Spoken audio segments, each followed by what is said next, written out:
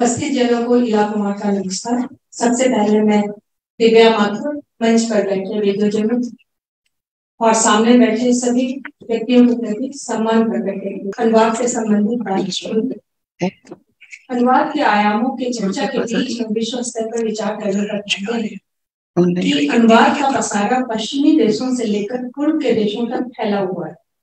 आज से नहीं, बहुत ही पुराने एक और पुरातन काल के संत जयराम का नाम पश्चिम में आता है और दूसरी ओर संत तुलसीदास जी का नाम पूर्व में।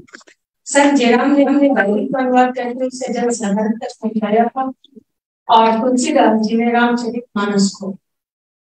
आज की तारीख में बाइबल और रामचरितमानस पूरे संसार में उपलब्ध है। इसे हम अनुवाद कार्य की जीत कह सकते हैं।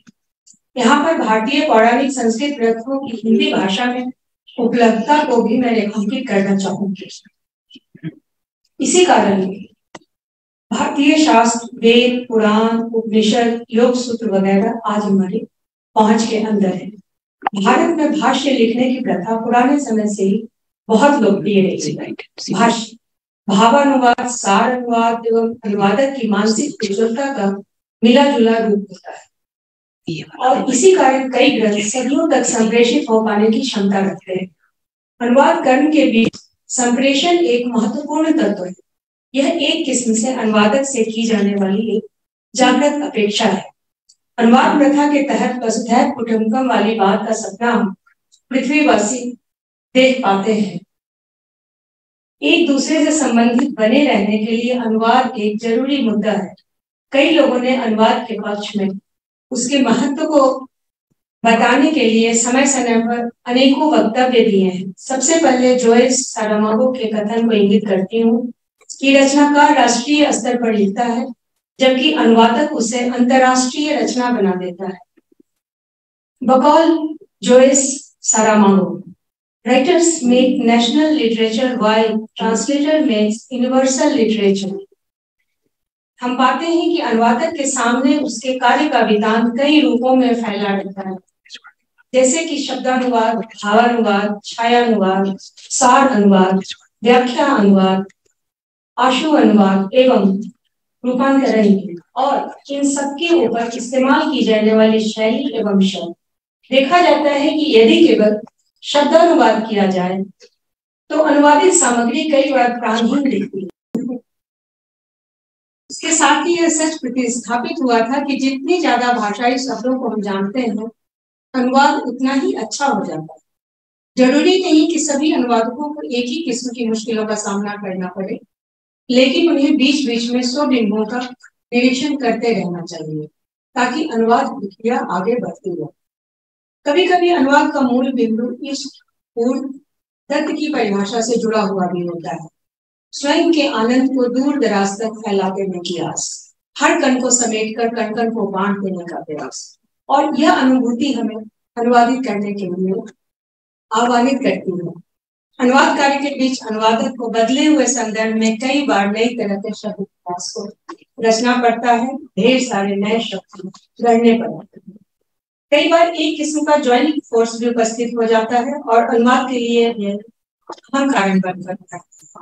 लाओ त्सु की रचनाओं का अनुवाद करते हुए विश्व प्रसिद्ध पुस्तक ताओ ते चिंग के अनुवाद कार्य के बीच मैंने इस बात को महसूस किया था, इस ज्वाइनिंग फोर्स को। जब मैंने लाओ त्सु की पंक्तियों के अंग्रेजी अनुवाद को पढ़ा तो ताओ ते चिंग का पहला सूत्र मानो मेरे मानस के बहुत करीब आ गया। उसमें निहित अदृश्य भाव ने मुझे अलग ढंग से छू लिया। उन पंक्तियों में निहित भाव पूर्णतः मेरे जाने हुए थे। उन पन्नों पर अष्टावक्र संहिता, वैराग्य शतक और योग वासिष्ठ के मिले जुले भाव थे। सारे भाव एक दूसरे से मिले हुए बिखरे हुए। लाओ त्सु लिखते हैं, ताओ that can be told not is the internal ताओ। ताओ जो है वह वर्णातीत शब्दों से परे है। ताओ के बारे में यह पढ़ते हुए मेरे करीब अचानक शंकराचार्य द्वारा ब्रह्म के बारे में कहे संस्कृत के श्लोक आकर खड़े हो गए। कुन त्रयतीतो अहम अहो मेवा। ताओ ते चिंग की कविताओं में दार्शनिकता, आध्यात्मिकता, धार्मिकता, रहस्यवादिता, उन चारों सिद्धांतों के बीच अनूठा सामंजस्य था और इस सामंजस्य ने मुझे बहुत ही प्रभावित भी किया और अनुवाद करने के लिए प्रेरित भी किया। अनुवाद के उद्देश्य के बारे में इंगित करने के क्रम में 4 मामले के कथन को उद्धृत करते हुए दूसरे की आत्मा में प्रविष्टि पाने की बात को रेखांकित करना चाहती हूँ। To have another language is to possess a second soul. इस परकीय प्रवेश वाले अनुभव ने मुझे भी कभी अनुवाद के बाद अभिमंत्रित कर लिया था। देने मारिया को अनुवाद करने के बाद मैं कई महीनों तक बहुत उदास थी, मुझे नहीं पता और बहुत समय मुझे याद। अनुवाद अलग अलग भाषाओं के बीच एक सेतु बंध की निर्मित करता है। आकाश चुंबी पुकार के रूप में प्रकट होता है और उसे सातवें आसमान के पार स्थित प्रतिध्वनि को बीच में शायद सुना जा सकता है। और ऐसे में एको अहम द्वितीय नास्ति की तर्ज पर अनुवादित लिखत का तर्क आकाश को छू लेता है। अनुवाद की उत्कृष्टता के बारे में गुंटर क्लास कहते हैं, translation is that which transforms everything so that nothing changes। यानी कि मूल भाषा में कही गई बात को लक्षित भाषा में इस प्रकार पहुंचा देना कि कोई भी अंतर नहीं होता।